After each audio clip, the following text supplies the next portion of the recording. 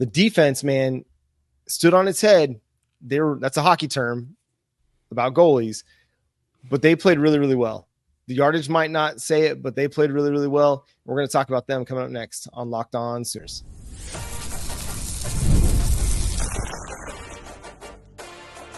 You are Locked On Sooners, your daily podcast on the Oklahoma Sooners. Part of the Locked On Podcast Network, your team every day. All right, Jay, the Oklahoma Sooners defense gave up a ton of yardage. We're not going to sit here and sugarcoat that. 492 yards of total offense. I said this on the live show, but it reminded me a lot of the Texas game where you gave up a ton of yardage, but the defense only gave up 23 points in that one. And you come back and you have a really nice win with some big fourth quarter heroics. But yeah, the Oklahoma Sooners defense, man, just played resilient throughout this game.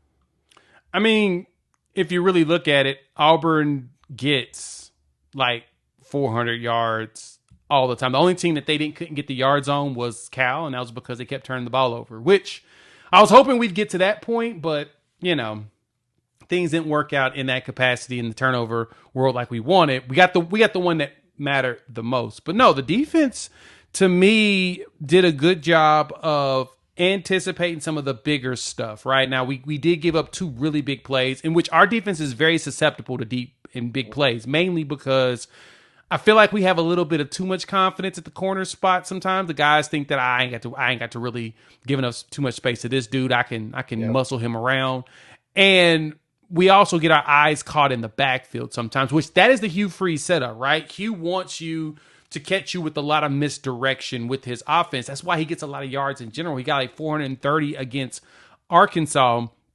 And then for us, I mean, a lot of the last of those yards came on that Hail Mary pass that he made to end the game. That was 43 more yards. So technically, Thorne was under 300 yards in that game until that Hail Mary was thrown, in which the guy caught it and fell. We kind of wanted that to happen. 20 yards short of the end zone. Exactly. Like the pass didn't make it anywhere near it, but he did throw 43 yards. It was a 43-yard throw and completion. So he finished with 333 in the game. So if you take away that 300, you take away that 43 yards, he's at like 290 something, right? And for us, it's not bad. I mean, it would have been better to have them under that, but overall, the defense showed up, especially showing up when we needed them to. The R. Mason Thomas sacks, again, the law firm just shows up and cleans up all the mess that we leave, John. Tell me this, though. I have a question. This came to my mind yesterday morning. Then it came in the game. Then it came this morning. Why do teams test us at the 1-yard line? Why do you think that you're going to get past us on the goal line? Someone's going to learn at some point that fourth and goal. Just go and kick it. Take your 3 points and move on. Billy Bowman, man, again, another huge 4th and 1 stop at the goal line, dude. I don't know what it is, but Oklahoma just found something in short yardage situations. Now, you know, they were pretty good. You know, Auburn was being pretty aggressive in that game, but Oklahoma was 2 of 4 against the Tigers on 4th down. They held them to 4 of 14 on 3rd down. Held them to just, 3.3 yards per carry. Yep. And this was a game where, hey, Peyton Thorne was doing a really, really good job protecting the football. We talked about it with Zach Blackerby of Locked On Auburn last week. We talked about the turnovers and how, hey, that was going to be a big key in this game. If Peyton Thorne protected the ball, it was going to be a really good football game because they've got some standout skill players. Any chance we could trade like a 1st-round draft pick for one of Auburn's wide receivers right now? Like, is that a thing we could do? No. Oh, that's right. Right. And so, like, the fact that Oklahoma's defense was getting beat at times is not too terribly surprising. You said it right.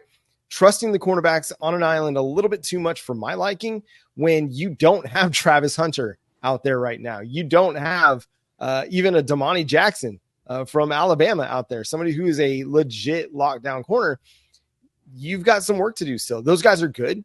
They can make some plays for you at times, but I need to see a little bit more single high, a little bit more two high. And again, some of that's because Auburn was having some success on the ground, both in the read option game and then just straight up handing it to Jarquez Hunter. So you had to commit another guy to the box a little bit, and Auburn was able to take advantage. But ultimately, it comes down to you got the biggest play of the game when it mattered the most. Zach Alley dialed up the perfect play call on 3rd and 4, and either if they handed it off, you had everybody in position covering all those gaps to make a play. He pulled it, tried to throw a slant and get a little bit cute. R. Mason Thomas bearing down with the pressure. Kip Lewis backs right into the throwing lane. And I mean, he bobbles it, but he secures it and then off to the races, man. Just an incredible, incredible play for a dude that has been one of Oklahoma's best defensive players for the last calendar year and just continues to make big plays at big times. Yeah, the future is bright at the linebacker room, right? From Kip and Kobe, yeah, we'll be fine. Kanic's going to be fine next season. I promise you he'll figure it out, and he'll be that dude. You're going to be like, oh, why haven't we seen this whole time? Well, Danny's not here anymore now, and he really steps up, and he's going to have all these Lewis Carter. Linebacker room's going to be fine. But it's funny because when it was what, about 10 minutes left in the game, Auburn's up by 11, and when Auburn missed that field goal, the guy sitting next to me got up and was like, all right, we're out.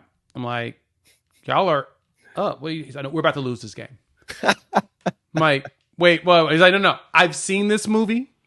I know what's going to happen. And basically what they were pointing out was Jarquez Hunter ran the ball 22 yards to Oklahoma OU 33 for a first down, right? Because we gave the ball up on downs. Yep. We tried to go. We got the Gavin Sawchuk big run. They got called back because of holding, which penalties kicked our butt. But after Jarquez Hunter ran for 22 yards, they passed the ball back to back. And they're like, we're basically helping you all. We're burning clock. Why? I was like, I don't know why Hunter's not getting handed the ball. Tried again on 3rd down, ran it. No gain, kicked the field goal, and Towns McGaw, or whatever his name is, missed the field goal again. Yeah. Magoo missed 3 field goal attempts in this game, and as a freshman, I feel so bad for the kiddo. He's a freshman, and he's getting reamed. But then it led to our touchdown. And after that, they were like, oh, yeah, this game's over. We're going to lose. We're guaranteed to lose. I was like, but your quarterback's doing well. I was like, don't worry. Our quarterback likes giving the ball to other teams, and that's when the defense got the pick 6, and I looked at the guys, and I was like, my bad. Y'all right. You've seen your team more than we've seen your team. Yeah. Y'all seen this movie. But at the same time, we've kept being told about the curses of Jordan and how teams come in there and just weird things happen. I'm just like, yeah, I think Sooner Magic can beat that. And obviously it did. And the curses there ain't been helping them because with Cal, Arkansas, and now us, losing 3 games at home is not good. That is a very bad look. Shout out to the defense, though. We did it all. We got the goal line stand, which was huge, that 4th down. When it happened, I laughed. I looked at the dude, and I was like, hey, man, y'all need to take these points. If y'all take these points, it'll be a lot better for y'all. He's like, nah. If you can't get 1 yard, you deserve to lose the game. And I think that's when the voodoo happened, and they basically told their team that they're going to lose because we stopped them once again. Just adds to the list. Them, West Virginia, UCF, Texas. It's just the last couple of years, man, it's been beautiful watching. When it matters, we tell you no. When it doesn't matter, we just kind of like, meh. If you want to go ahead, whatever. Yeah, I mean, you might be able to get a short yardage pickup here and there, but it's not going to be very consistent. You're going to have a really, really hard time. Funny Kip Lewis thing is, I think there was a short yardage. It might have been a 3rd and 1, 4th and 1 at one point, but they pick up the first down. It was 100% obvious that they pick up the first down by like 2 or 3 yards, and Kip Lewis runs around the pile holding up the fourth down sign. I'm like, bro, you were standing right there. It's obviously a first down. Come on. Like, I like the that was at the 1 yard. That was at the 1 or something like that. I was cracking up. Like, come on, dog. I was like, I appreciate the effort. I appreciate you trying to sell that, but no, man, no. He was like, no. If the NFL doesn't work out, go to WWE because you got a great act going ahead. But really you mentioned special teams. I want to touch on that real quick too, because how huge is it? Zach Schmidt goes 2 for 2. Their kicker goes 0 for 2, gets them all again, goes 0 for 3 really. And that's 6 points, man. That's the difference in the football game. In addition to Luke Elzinga was really, really good. Once again, the man is money out there, but special teams came through huge for the Oklahoma Sooners. Didn't really get much in the way of the return game, but the kicking game was chef's kiss.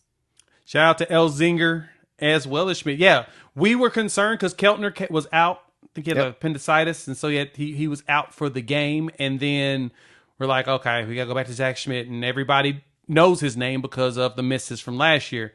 Goes into a hostile environment, hits a 39-yarder just perfectly. Like, look, everybody should be hyped at the fact that we got 2 kickers now that look like they can kick in hostile environments. But with Keltner making them at home, Schmidt making this on the road, man, he now has earned himself an opportunity to compete for the rest of the season, especially coming up with Texas and then going to Ole Miss. Yeah. He's deserved a little opportunity to compete. I mean, I imagine that he will be the kicker when it comes to Texas because, listen, Keltner probably had his surgery laparoscopically. This is me just speculating. Right. But even though those laparoscopic incisions are only maybe like 1 or 2 inches long, that's still 3 or 4, maybe 5 incisions that he's got through his abdomen. And if you've never had an abdominal strain or abdominal surgery, I'm going to tell you, your abdomen is involved in everything that you try to do in life. So 100% trying to kick a ball 40 yards or more through an upright is going to be a little bit tricky for my man, Keltner. Now, he might be the toughest SOB on the planet and can just push through that and do just fine.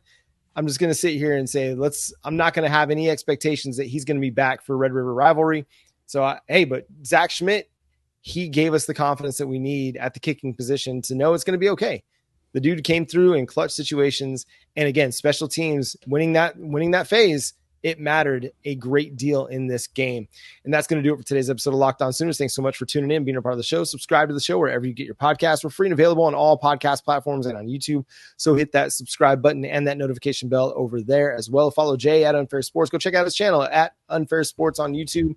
Follow me at John 9 Williams. The show is at Locked On Sooners on all the social media platforms as well. But until next time, we'll continue to break down the nuts and bolts of this game as we go through the week. It's bye week, so we got a lot of time to reflect on Sooner Magic. And we'll talk about what Oklahoma has to do during the bye week to set themselves up for Red River and for a successful second half of the season. But until next time, he's Jay Smith. I'm John Williams. We'll talk to you then. Boomer. Sooner.